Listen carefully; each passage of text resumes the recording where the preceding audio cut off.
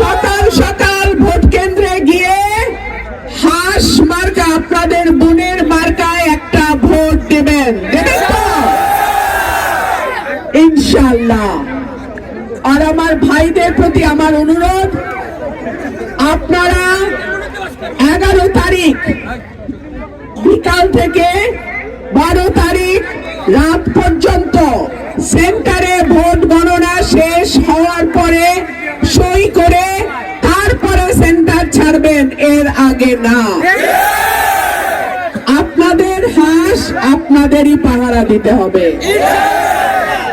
আমার তো আর কোনো বড় দল নাই, আমার তো আর দলের কর্মী বাহিনী নাই, আমার ভাইয়েরাই আমার সেন্টার পাহারা দিবে ইনশাআল্লাহ। আল্লাহ যদি আমার দিকে তাকায়, আপনাদের দিকে তাকায়, আল্লাহ যদি আমাকে এমপি নির্বাচিত করে, আমি এই অবহেলিত এলাকাকে উন্নয়নের নতুন ছোঁয়া দিব।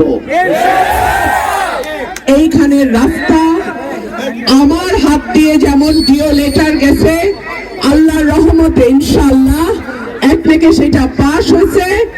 এই রাস্তা এবং চিত্রা নদীর উপরের ব্রিজ ইনশাআল্লাহ আপনারা পাবেন, কিন্তু সেটা পাইতে হইলে একটা ভোট হাঁস মার্কায় দেওয়ার লাগবে।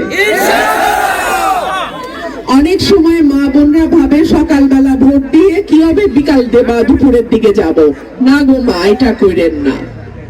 এইবারের নির্বাচনটা আমার মা বোনদের কাছে আমার অনুরোধ, সকাল সকাল উঠে নামাজটা পড়ে ভোট কেন্দ্রে চলে যাবেন।